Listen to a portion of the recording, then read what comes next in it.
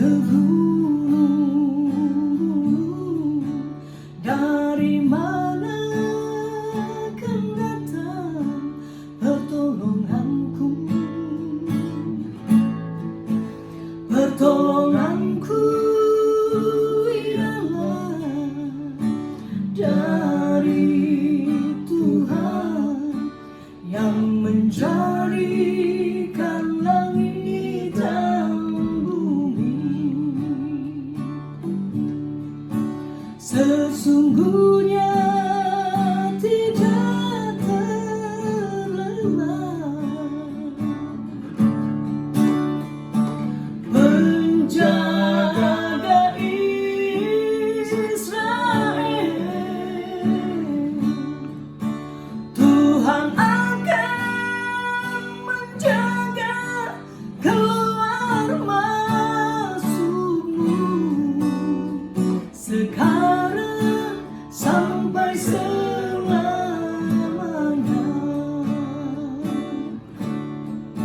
Sesungguhnya tidak terlelah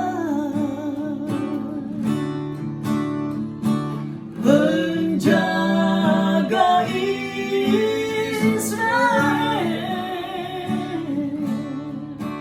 Tuhan akan menjaga keluar masukmu sekarang sampai selamanya.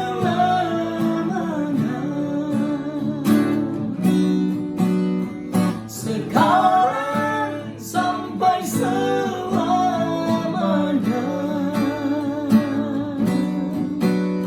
Sekarang sampai selamanya.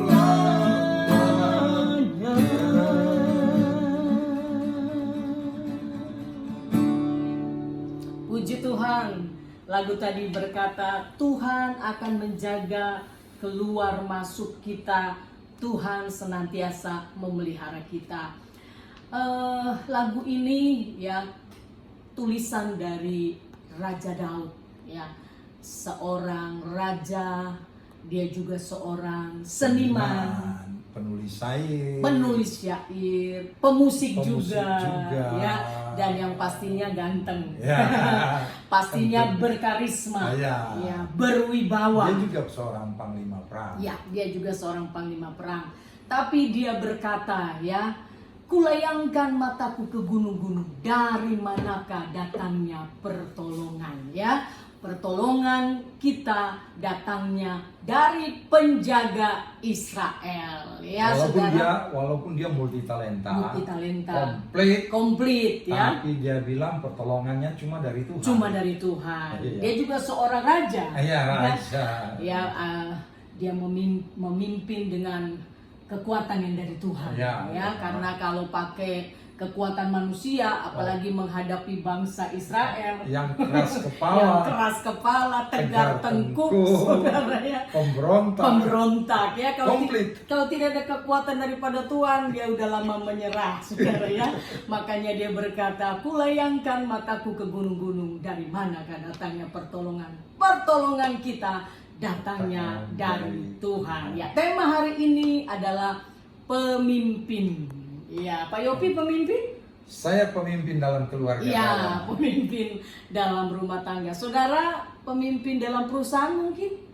Ya, bisa. Bisa. Pemimpin dalam keluarga ya jelas. Iya, pemimpin dalam kerohanian? Pemimpin juga. Iya, paling kita memimpin diri sendiri. Memimpin diri sendiri. Iya. Dan kita ini kan sedang juga mencari pemimpin yang terbaik buat bangsa kita. 2024, ya kan? Jadi, waduh, banyak peperangan, ya. Banyak strategi, banyak trik. Iya, semua berjuang untuk memperlihatkan kepada rakyatnya, saya loh pemimpin yang terbaik, ya kan? Yang semua dieksplor kekuatannya, kelebihannya, inteleknya, rasionya. Dan apalagi, Pak? Dan gosipnya juga. Luar biasa, ya.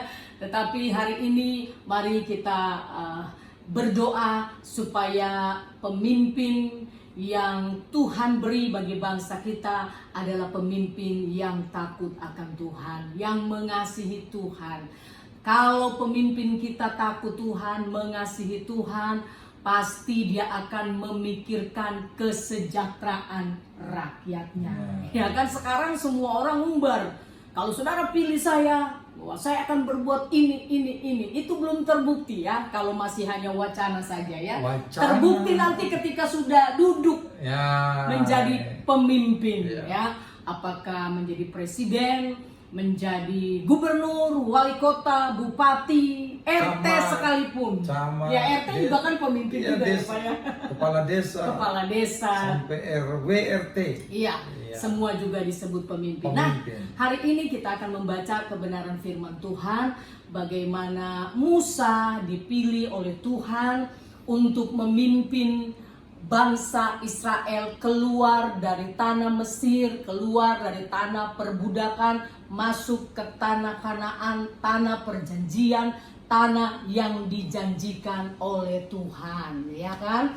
Walaupun awalnya Pak Musa sempat berkata, aduh jangan saya berat lidah, berat mulut, nggak bisa ngomong, tidak pandai bicara, beda karena, dengan kakaknya. Iya, karena kan seorang pemimpin harus pandai bicara, ya kan? Walaupun nanti kenyataannya ya cuman pandai di talk doang, hanya pandai di ngomong doang gitu kan, tapi actionnya kurang, ya kan? Tapi minimal ya pandai ngomong dulu lah, soal hasilnya maksimal dan tidak urusan belakang.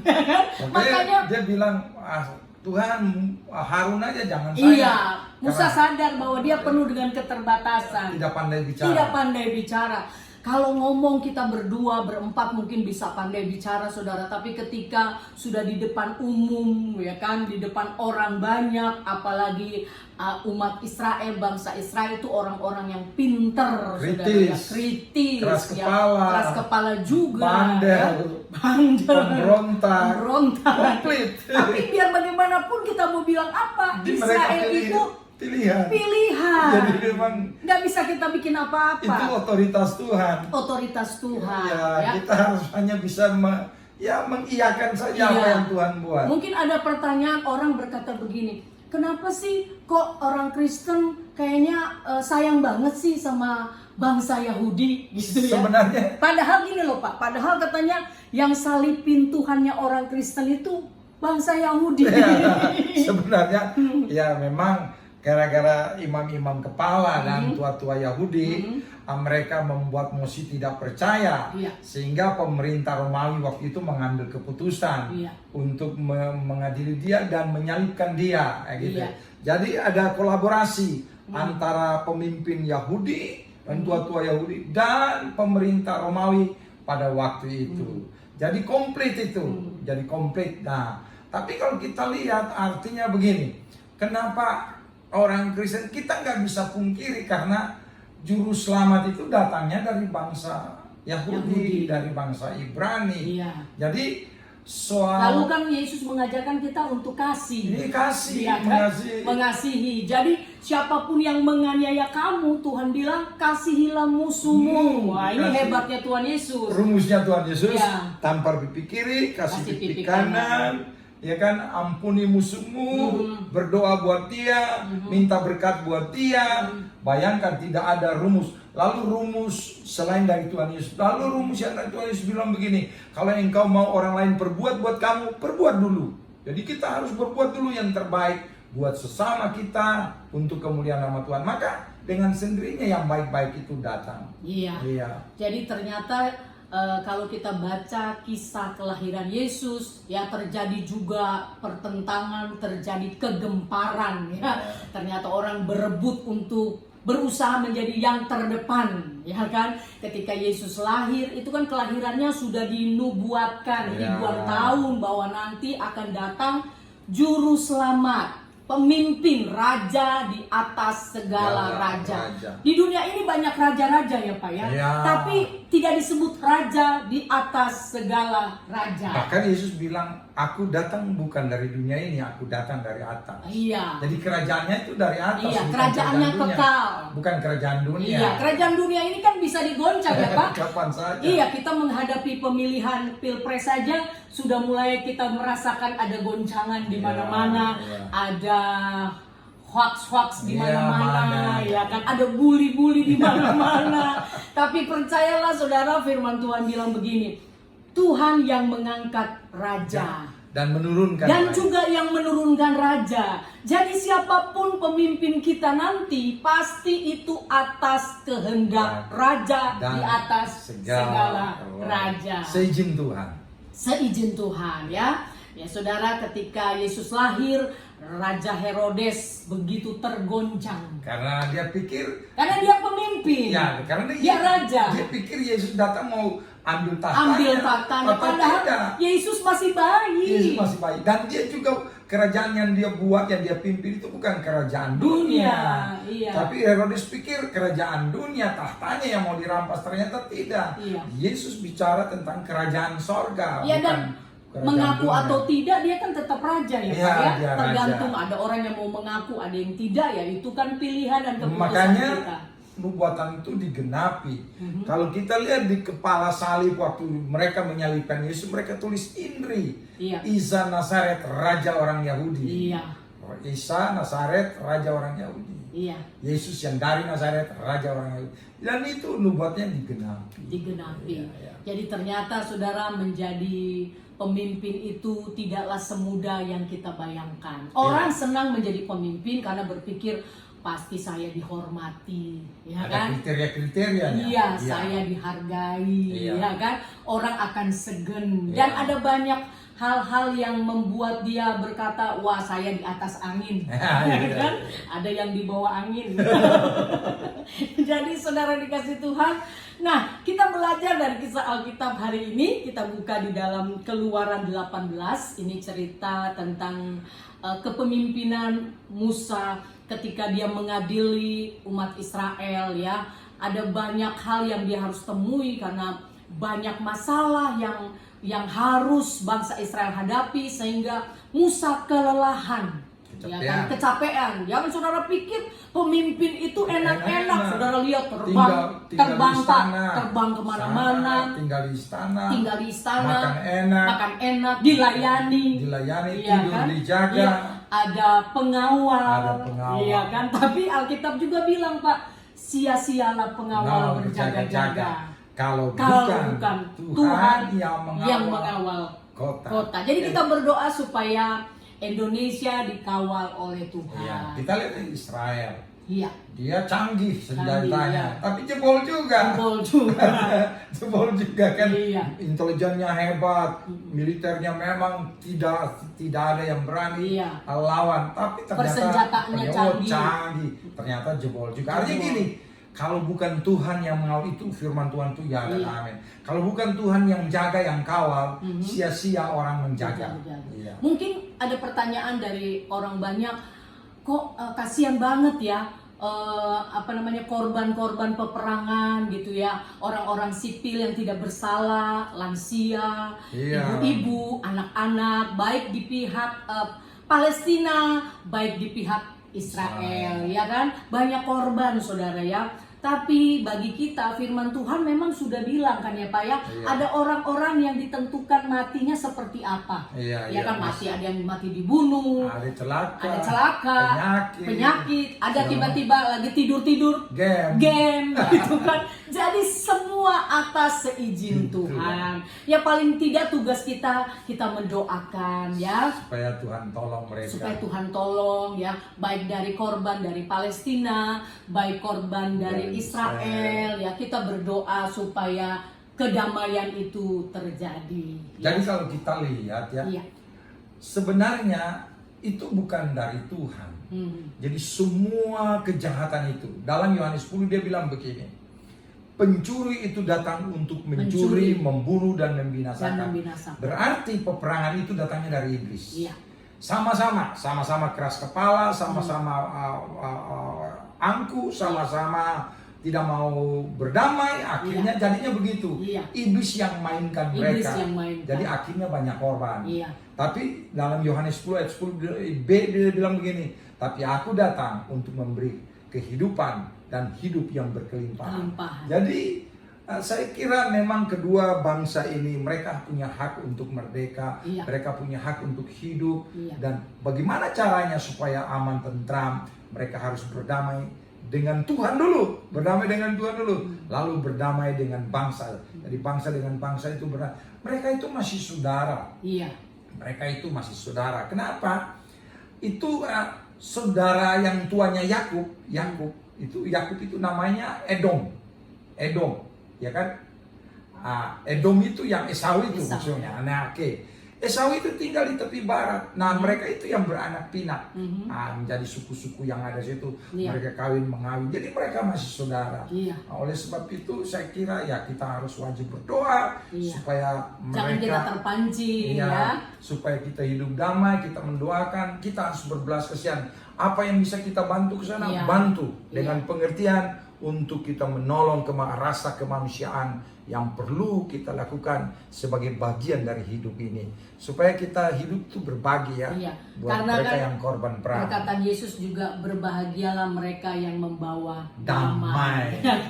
Yesus nggak bilang berbahagialah mereka yang membawa kebencian, membawa permusuhan, membawa peperangan, pembalasan, enggak saudara. Tapi Yesus bilang berbahagialah mereka yang membawa damai. Oke, saya belum terusin apa yang kita mau bahas hari ini pembacaannya ya. Keluaran 18 ayat yang ke-21 dikatakan begini. Di samping itu, kau carilah dari seluruh bangsa itu orang-orang yang cakap. Perhatikan, orang-orang yang cakap dan takut akan Allah. Orang-orang yang dapat dipercaya dan yang benci kepada pengejaran suap.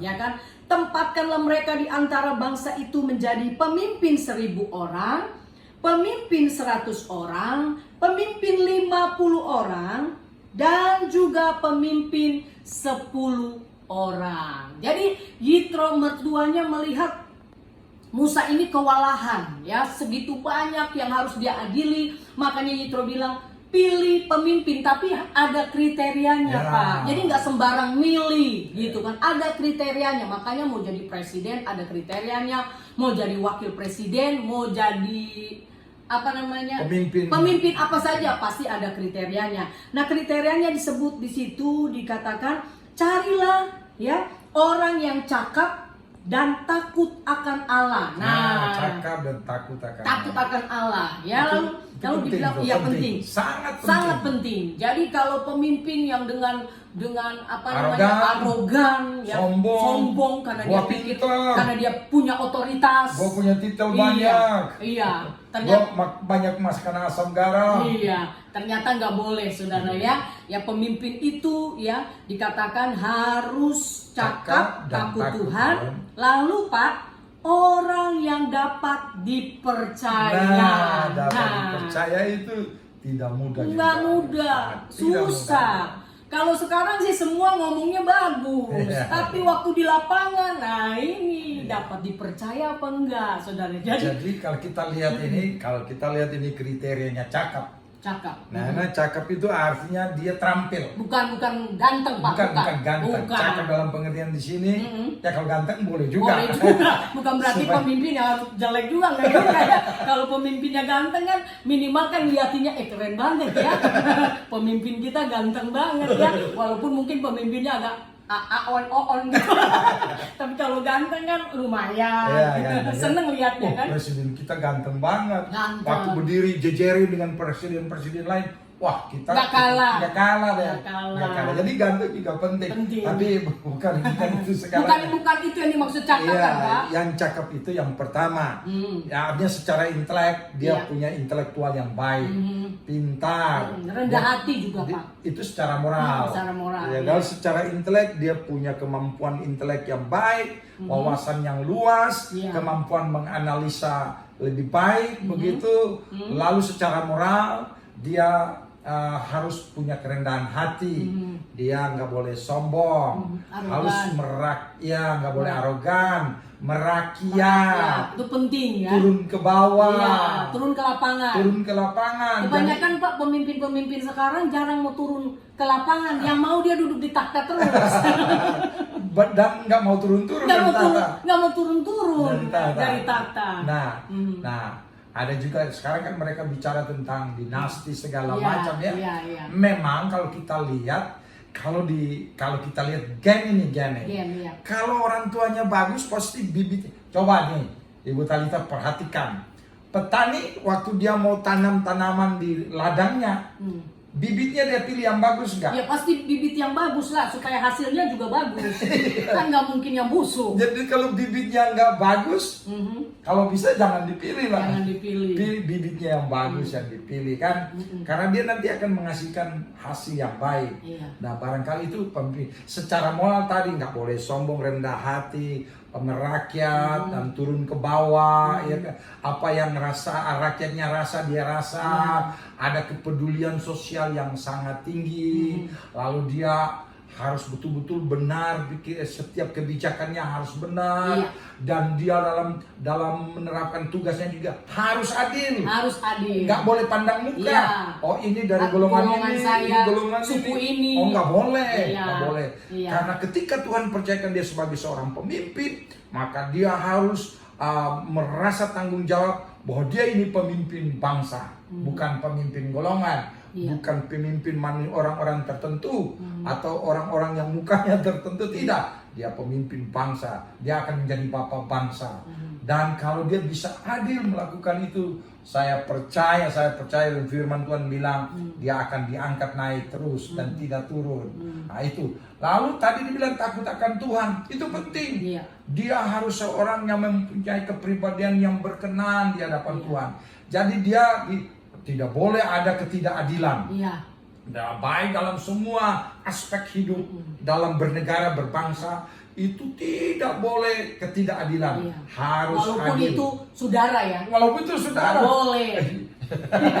Karena itu, jangan lo, ini ponakannya si RT ini.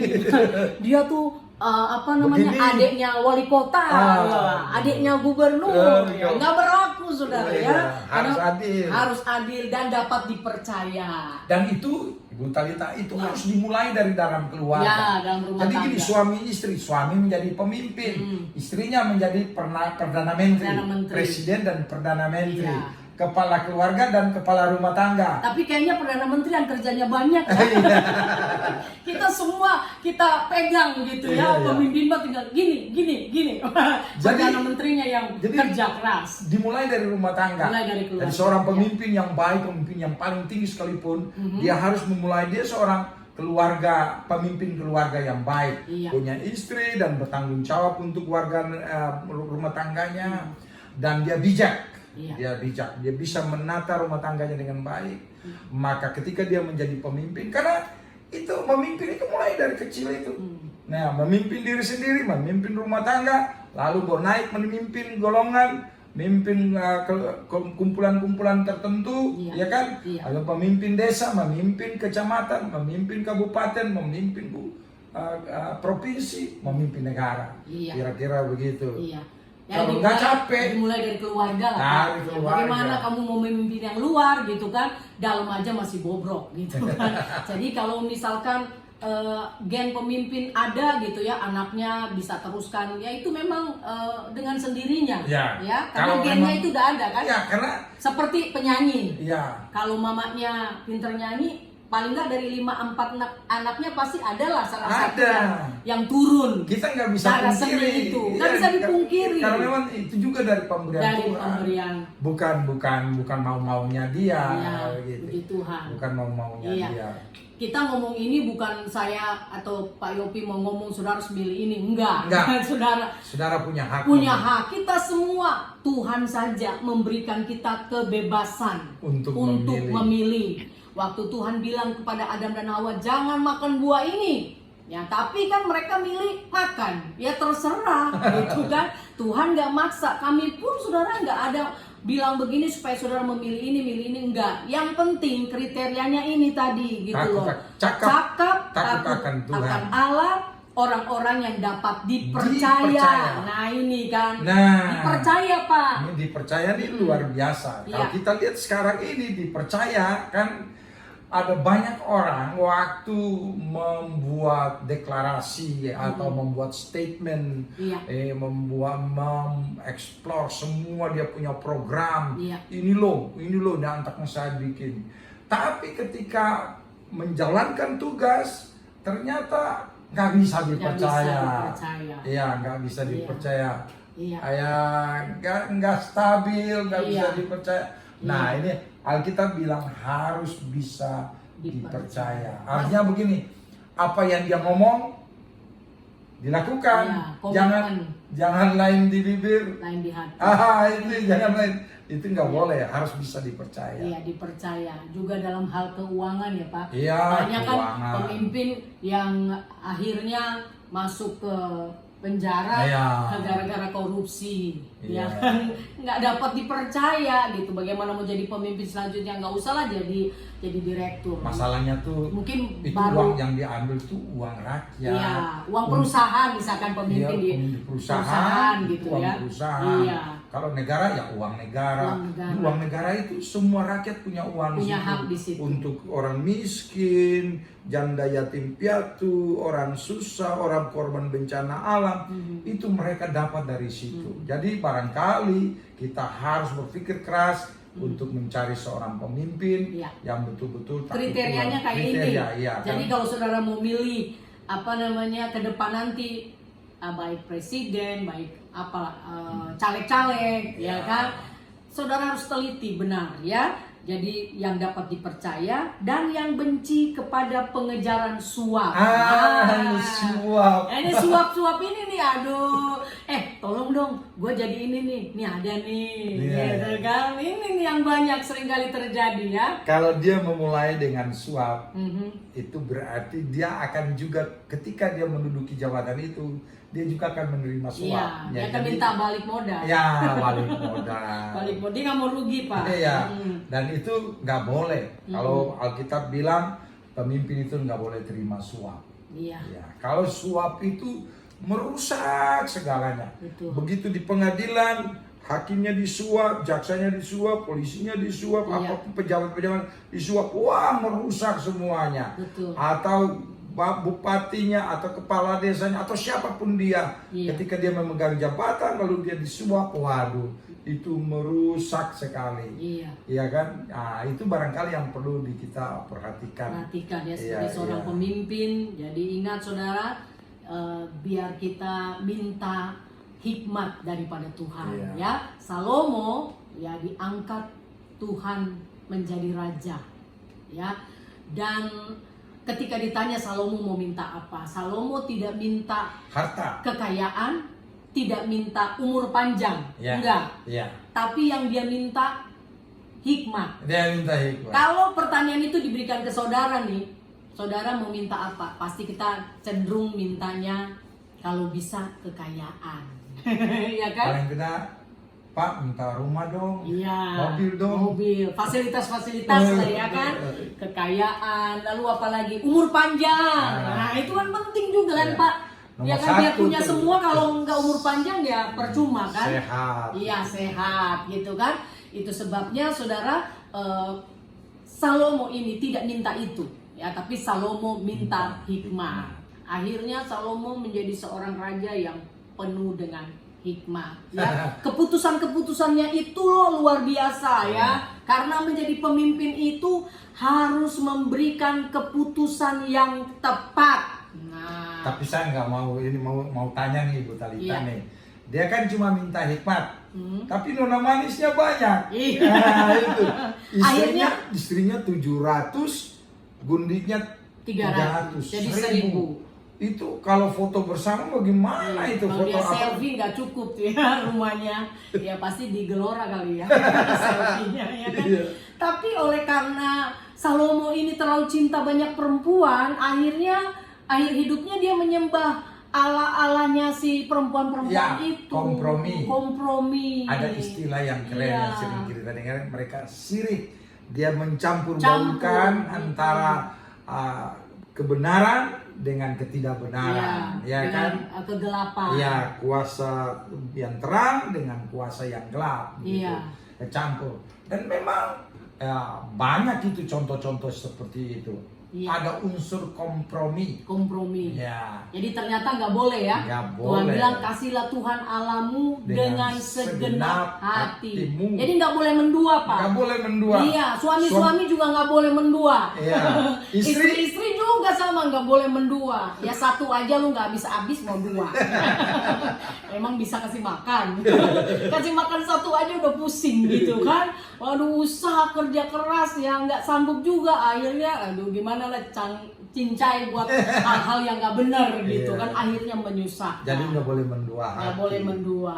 Kalau mendua hati kan lain di bibir, lain di hati. Jadi sandiwara semua. Berarti drama Korea dong. Iya. Jadi sebagai pemimpin juga nggak boleh mendua hati, ya kan? Dia harus satu tujuan, memikirkan bagaimana bangsa dan negaranya menjadi bangsa yang kuat, disegani dan maju. Karena kan bangsa negara kita kan negara yang kaya, Pak. Ada lagu Kus Plus dulu apa? Tongkat dan batu jadi tanaman. Tongkat dan batu jadi tanaman. Memang saudara, disebar aja apa jadi gitu kan. Jadi kita mengucap syukur. Jangankan itu, Bu Talita.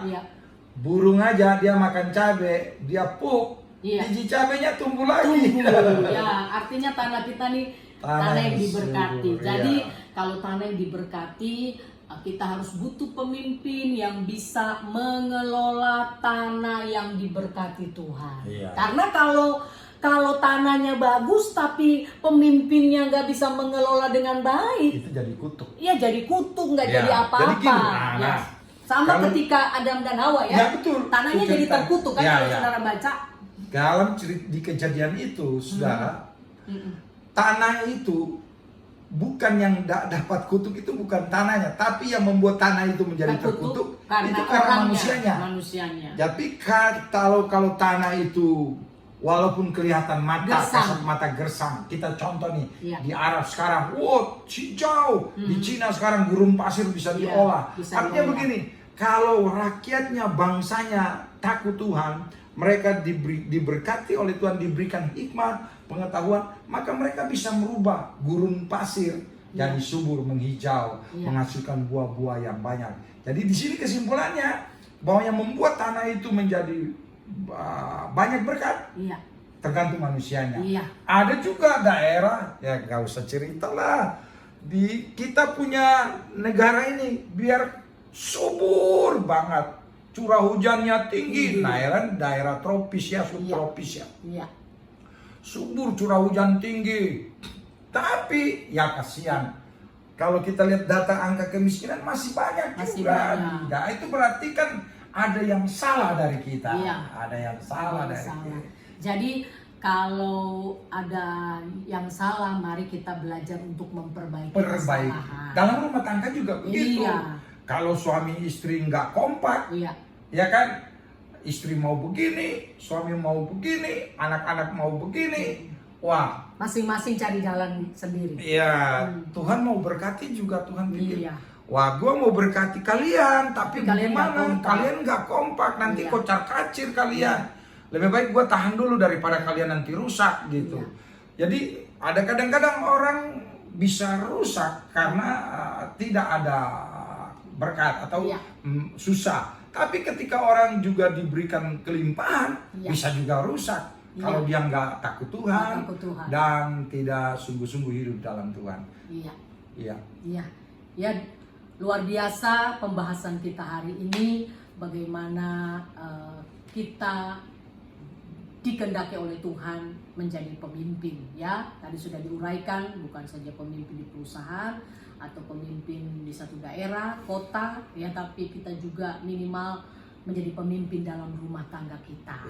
Nah, apakah kriteria yang sudah dipaparkan tadi sudah ada dalam hidup saudara? Kalau toh kita masih jatuh bangun, ya wajar lah ya. Kita juga nggak bisa menuntut pemimpin yang sempurna kan. Ya, namanya juga manusia. Namanya juga manusia. Ada kurang-kurangnya lah. Ada kurang-kurangnya. Semua kita manusia nggak sempurna. Nggak sempurna. Nah, jadi jangan suka ngelihat kekurangan-kekurangan. Oh, ya, si pemimpin ini kurangnya ini kurang. Semua juga punya semua kurang. punya kurang. Cuman bagaimana kita melihat kekurangan yang lebih sedikit. Ya, karena kurangnya banyak. Kelebihannya lebih banyak. Kelebihannya lebih banyak. Hanya itu Sekarang saja ini, sih. Ibu tadi. Artinya gini, kalau kita sering kita dengar para pemimpin itu sering ke luar negeri untuk studi banding ya.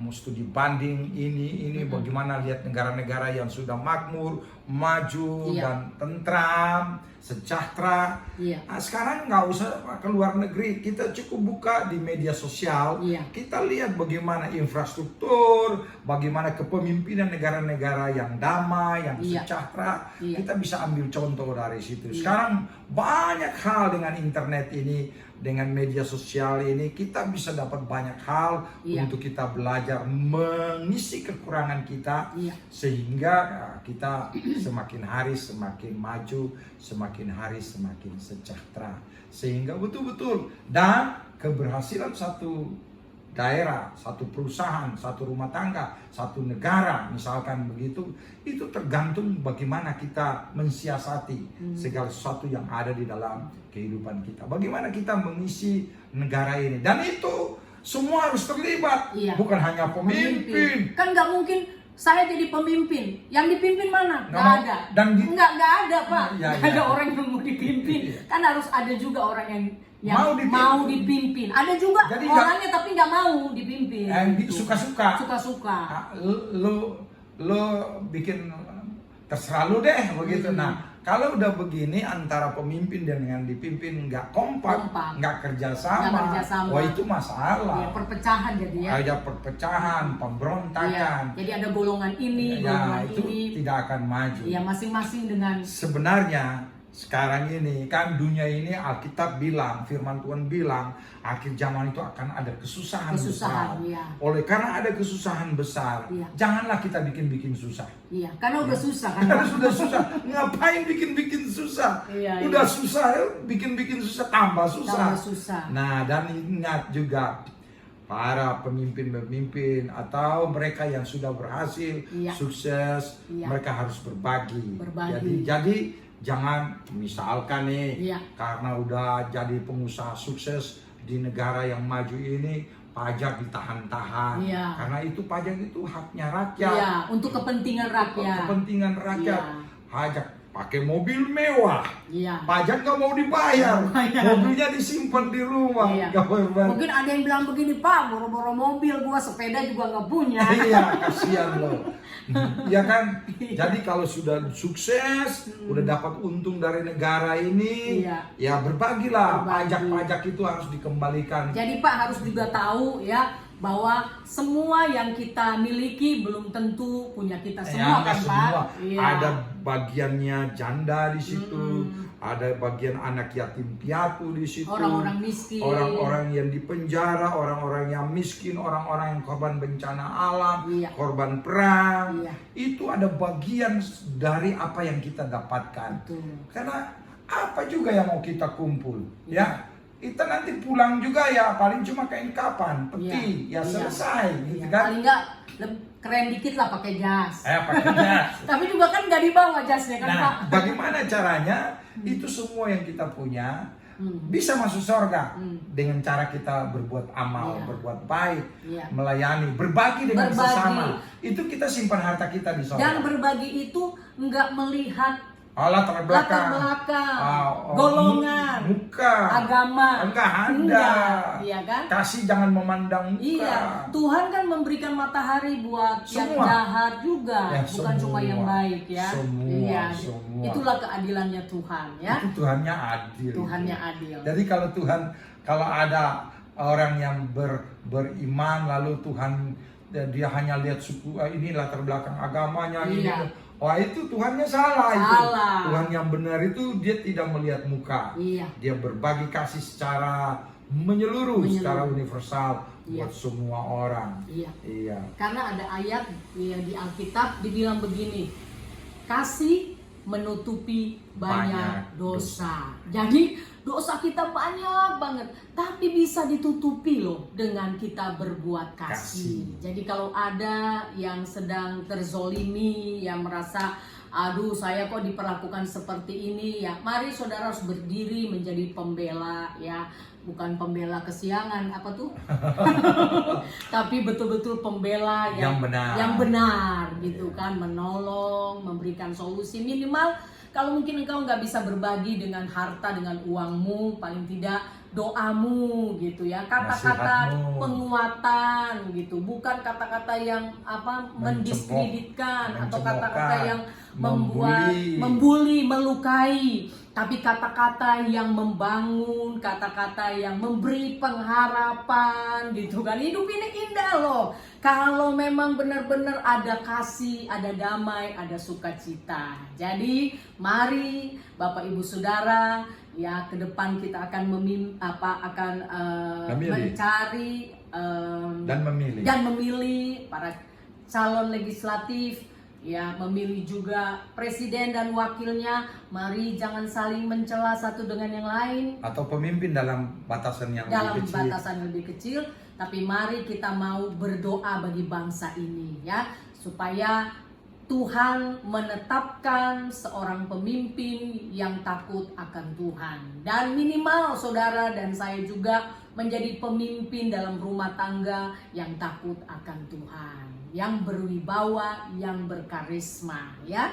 Kiranya apa yang telah kami bagikan, kami sharingkan hari ini, ya kita mau sungguh-sungguh renungkan itu dan berdoa supaya saudara dan saya lah menjadi pemimpin-pemimpin ke depan nanti yang menjadi berkat, yang menjadi contoh bagi orang di sekeliling kita, minimal bagi anak-anak kita. Ya, kita menjadi pemimpin yang menjadi contoh. Jadi ketika anak kita nanti menjadi pemimpin, dia juga bilang bahwa saya akan jadi seperti papa saya akan jadi seperti ibu saya, karena mereka pemimpin yang dipercayai, pemimpin yang takut Tuhan, pemimpin yang cakap.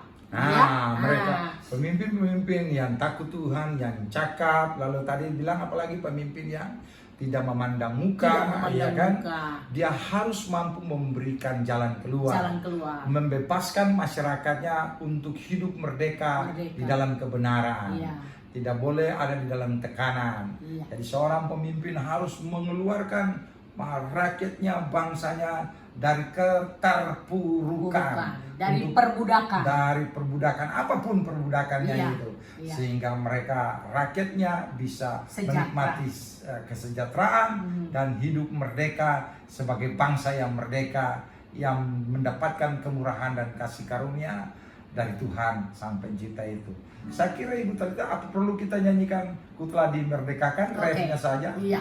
Ya, ini lagu yang ditulis oleh Pastor Yopi. Ya, lagu ini udah sangat lama. Ya, lagu ini berkata, ku telah dibebaskan, ku telah dimerdekakan. Nah, kalau orang yang sudah bebas, yang sudah dimerdekakan, dia menikmati, dia enjoy banget. Iya. Dia bernegara, bermasyarakat. Iya. Dan jangan lupa kita mengisi kemerdekaan. Ke bangsa ini dalam segala programnya, rakyatnya juga harus terlibat untuk mengisinya. Didukung.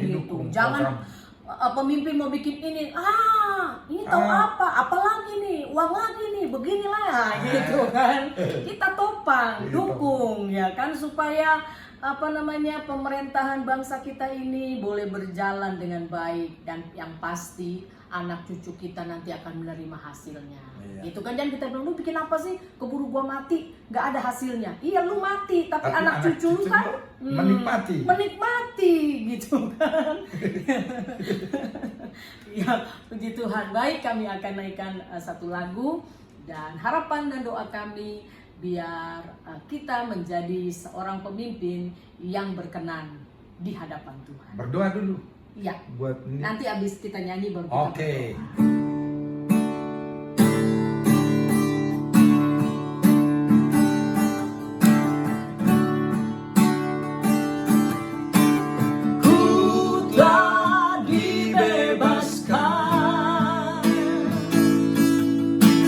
Ku telah diselamatkan.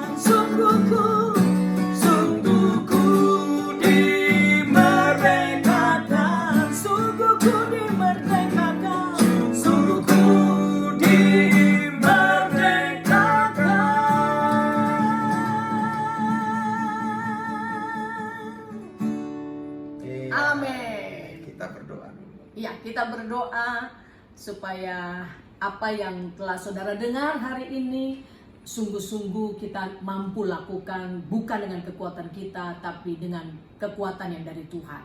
Ya, kita juga akan berdoa untuk persiapan pemilu yang akan datang, supaya Tuhan yang mengangkat, bukan kita. Kita milih, tapi yang tetapkan Tuhan. Ya. Oke, mari kita berdoa. Maha besar Bapa yang kami panggil kenal dalam anakmu Tuhan kami Yesus Kristus, penjaga Israel, pencipta alam semesta ini yang tidak pernah terlelap dan tertidur. Kami bersyukur untuk kesempatan ini. Kami mau mendoakan semua umatmu yang mengikuti streaming ini. Bapa, mari Engkau campur tangan, tolong. Mereka adalah pemimpin-pemimpin dalam pribadi mereka, memimpin dalam rumah tangga mereka, dalam usaha pekerjaan mereka. Mereka menjadi pemimpin-pemimpin dalam kapasitas yang terkecil sekalipun, baik sebagai RT, RW, sebagai kepala desa, kecamatan, pemimpin di kabupaten dan provinsi, bahkan pemimpin negara. Tuhan, berikan roh takut akan Tuhan, berikan hikmat supaya kami dapat memimpin baik dalam rumah tangga kami, bahkan sampai ke kepemimpinan yang paling tinggi sekalipun, supaya kami dapat memimpin dengan baik dan nama Tuhan dipuji dan dipermuliakan. Kami berdoa bagi umatmu yang sedang mengikuti streaming ini.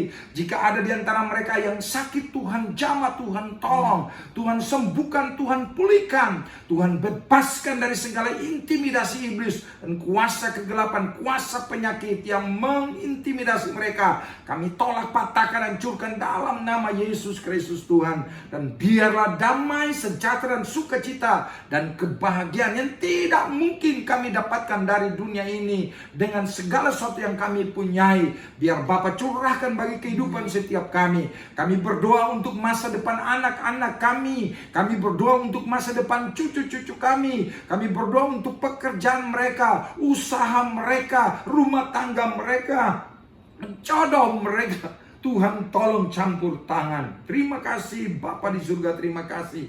Dan kami percaya Tuhan akan terus berperkara dan menjaga dan memberkati setiap kami. Pemimpin yang akan dipilih nanti 2024 juga, Tuhan persiapkan mereka, calon-calon itu dengan baik. Dan berikan kami hikmat kebijakan dari sorga untuk kami dapat memimpin pemimpin yang paling baik. Terima kasih Bapa, terima kasih. Terima kasih. Terima kasih Tuhan. Sebentar kami akan kembali ke aktivitas kami. Mari Bapa Tuhan menyertai seluruh kegiatan kami hari ini, dan biar kami menjadi berkat dimanapun kami berada. Akhirnya saudara-saudara dikasih Tuhan, mari kita menerima berkat yang daripada Bapa. Kiranya anugerah dari Bapa, cinta, kasih sayang Tuhan kita Yesus Kristus, penghiburan, penyertaan, pertolongan daripada Roh Kudus, memimpin, menolong, memberkati kita mulai siang sore hari ini sampai Maranatha Tuhan Yesus datang kali yang kedua. Kami terima berkat-Mu dengan penucapan syukur. Dalam nama Tuhan Yesus Kristus kami berdoa dan bersyukur. Haleluya. Amin. Amin. Puji Tuhan. Terima kasih. Tuhan Yesus memberkati. Sampai kita berjumpa esok hari di acara live seperti ini, dan topik yang berbeda dan membuat seru lah ya. Ya, puji nama Tuhan. Tuhan memberkati kita.